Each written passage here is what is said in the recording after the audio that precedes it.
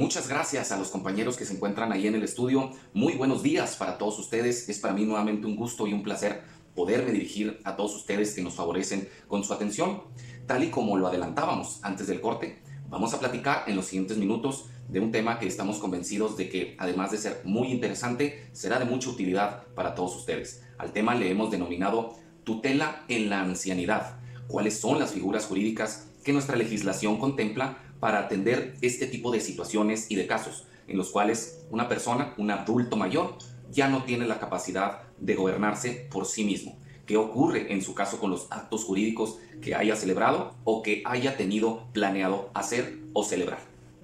En primer término, debemos de decir que hay algunas ocasiones en las cuales por el simple transcurso del tiempo, la acumulación de años en una persona, ocurre o trae como consecuencia la pérdida de facultades mentales o intelectivas, y que también en algunos casos, si la persona pudiese presentar algunos intervalos de lucidez, ya no le es posible tener pensamientos lógicos, procedimientos en los cuales haya un raciocinio en la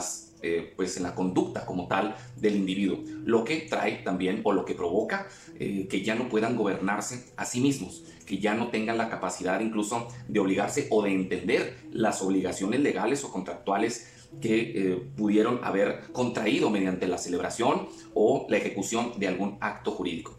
En este sentido, la ley establece o la ley contempla figuras muy específicas para atender este tipo de situaciones, como lo es la interdicción y la tutela. La tutela como tal, jurídicamente, tiene el objetivo de realizar un resguardo, un cuidado, tanto de la persona como de los bienes que haya tenido justamente este adulto mayor, en los cuales pues, se le declare que tiene una incapacidad tanto natural como legal para administrarse no solamente en los recursos que haya obtenido o en el patrimonio que haya acumulado durante el transcurso de su vida, sino que incluso ya no tiene la capacidad para tomar determinaciones o para conducirse a sí mismo de manera correcta. Ahora bien, en este sentido, la interdicción es un proceso perfectamente establecido, regulado y estipulado en nuestro Código de Procedimientos Familiares del Estado de Chihuahua. Dependiendo de cada entidad de la República, habríamos que atender a la legislación específica para ello. Pero a lo que queremos llegar es de que para que a una persona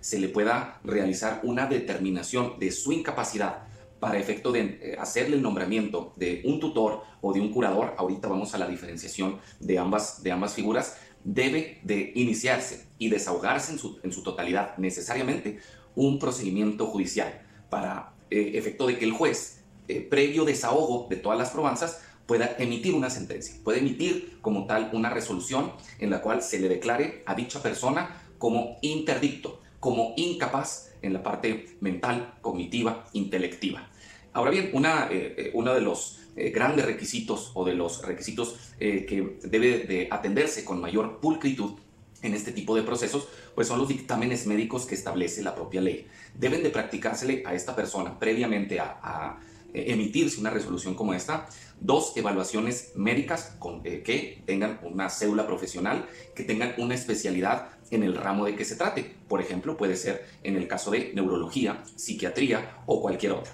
Estos médicos deben de emitir un dictamen en el cual expongan o le expongan al juez cuál es el diagnóstico de la persona, cuál es el pronóstico de la misma, cuáles son las manifestaciones, cuáles son los síntomas que presenta este adulto mayor, cuál es el estado que guarda actualmente y, en su caso, cuál es el grado de incapacidad mental o intelectivo que se encuentra experimentando este adulto mayor. Si ambos dictámenes son coincidentes, en todo caso servirá para que el juez, en la gran mayoría de los procesos, tengan plena validez y que se proceda a emitir una resolución en los cuales se determine que esta persona, este adulto mayor, carece ya de facultades mentales o intelectivas, como lo hemos venido diciendo, para gobernarse a sí mismo, y que se le asigne un tutor y un curador. Son 2 personas quienes deberán desempeñar este tipo de funciones. El tutor o tutriz, que puede ser definitivamente cualquiera de los géneros, hace referencia al cuidado de la persona, y el curador o la curadora hace referencia a la administración de los bienes que hubiese como tal adquirido o acumulado durante todo el transcurso de la vida de la persona que en este momento se encuentra en una etapa de ancianidad. Ahora bien, Ustedes ya muchos se preguntarán, bueno, ¿y cuál es el objetivo de iniciar un procedimiento de estas características o de esta naturaleza? Especialmente tiene una función de hacerlo ver como tal o intervenir en procedimientos sucesorios, en procedimientos de orden hereditario, sea para transmitir los bienes de una persona o en su caso para que se le pueda reconocer a un individuo el carácter de heredero o de legatario de una herencia, de una sucesión que se esté tramitando o en su caso que se haya iniciado. En este mismo sentido también tendrá como objeto o utilidad el hecho de que se pueda nulificar el testamento que un adulto mayor bajo estas características o bajo estas circunstancias de una discapacidad intelectivo-mental haya otorgado. Si una persona otorgó un testamento bajo esta situación en donde ya no había una lucidez y se acredita desde luego en los procedimientos legales respectivos, puede causar nulidad de la validez de un documento tan importante como este. También en el caso de las interdicciones o de las tutelas puede ser iniciado o puede ser utilizado para aquellas personas que, si bien no se encuentran en un estado de ancianidad, simple y sencillamente son mayores de edad, por ejemplo, en el caso de muchos hijos que sufren de una discapacidad mental o incluso una discapacidad física, pueda otorgársele o proporcionársele el servicio médico del padre, del progenitor o de la madre incluso. Pero para esto, para efecto de que los institutos de seguridad social procedan al otorgamiento de este tipo de coberturas o de beneficios médicos, es necesario iniciar y desahogar un procedimiento como este, denominado procedimiento de declaración de interdicción. Entre otras utilidades, el tiempo nos ha alcanzado, pero quisimos obviamente exponer con ustedes cuáles eran las principales o cuáles son los beneficios que puede obtener una persona o los familiares de esta persona que se encuentra en una situación como esta. Varios de ustedes nos han expuesto lo complicado que es el hecho de administrar sus bienes o ejercer algún derecho en nombre y representación de esa persona, de ese familiar que se encuentra en una condición como esta, ya que al no tener una capacidad funcional, mental e intelectiva, deben oponer una representación, una defensa, velar por los intereses y en muchos casos se complica justamente porque la familia no tiene